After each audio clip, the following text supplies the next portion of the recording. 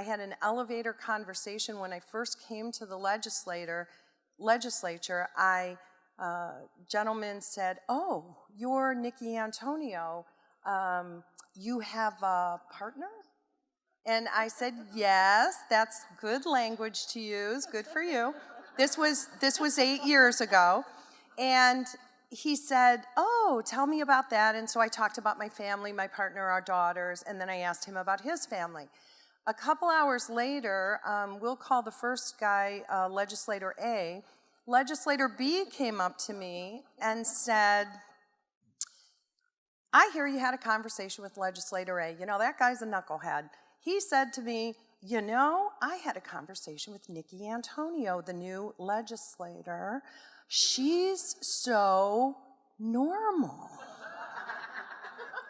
Legislator B said, and I said to him, "Well, of course, you knucklehead, what'd you expect?"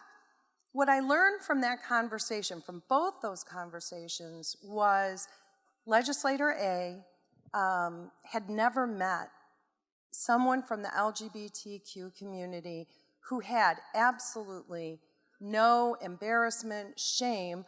I was normal in talking about my family just like he was. Legislator B wanted to make sure I knew that he was the more enlightened of the two. And it turns out even later that I found out that Legislator A had had a twin brother who died of AIDS. He had never told anyone. His family was appalled at the time. He has carried around some guilt and shame himself.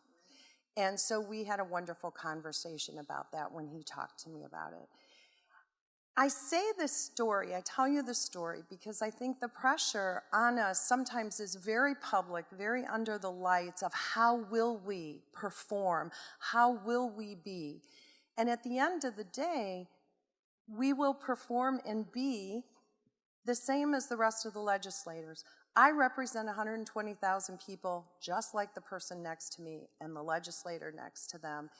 And I think I do feel a responsibility to reach back and pull my sisters, brothers, and trans folks with me up into those offices. But I also know that I have to represent all of the people, and I want all of the people I represent to understand being from the LGBTQ community is a part of who I am. It's not all of who I am. However, I will never back down and never be ashamed. I will always be proud of who I am and who my family is. Awesome.